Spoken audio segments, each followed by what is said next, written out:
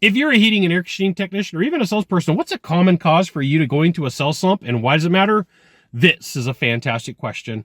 I'm Scott Sylvan Bell, coming to you live for HVAC technician sales secrets on a perfect day to talk about sales and business, and a fantastic day to talk about you.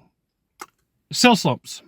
Today, right now, we are going to talk about sales slumps. We're going to have a little bit of a conversation.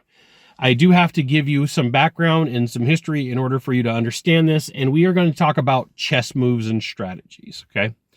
So, you go and you meet with Mr. Smith, Mr. Jones, Mrs. Jones, and you're having a conversation, and like in the beginning of your process, you try to go through a discovery process, and they're like, no, we're not having that, okay? If we had a chessboard laid out in front of me, that person is moving pawns or rooks or knights, and instead of you saying, hey, wait a minute, this person is trying to push some boundaries in place and try to manipulate the situation, you take it personal, right? You're like, oh, there's something wrong here. There's a problem here. Instead of going, oh, they're using a sales strategy on me. This is really what should happen. When somebody goes, sales dude, don't you try to close me. I'm like, ooh, that dude just tried to move his knight.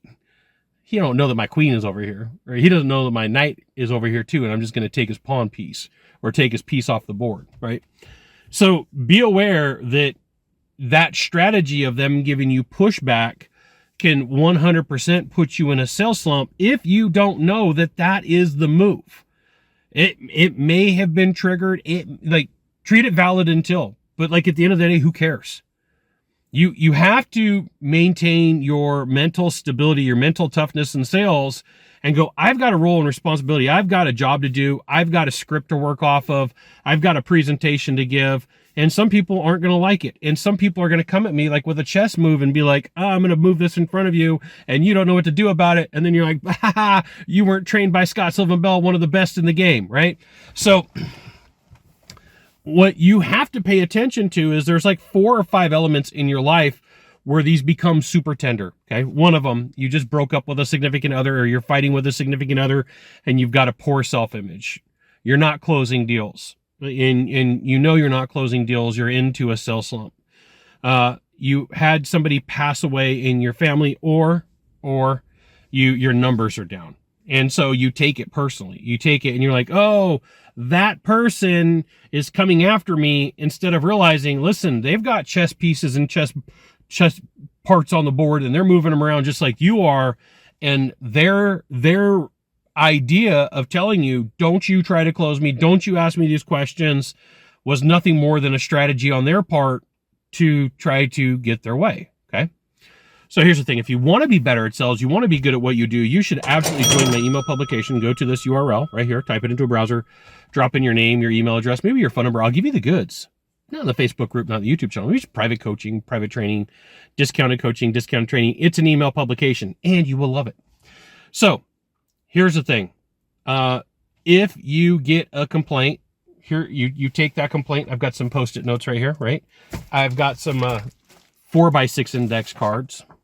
Got a whole package of them. I take these things everywhere that I go. And then I write down the complaint, right? Mr. Smith, Mrs. Smith, Mr. Jones, Mr. Jones is angry at me. And then I go,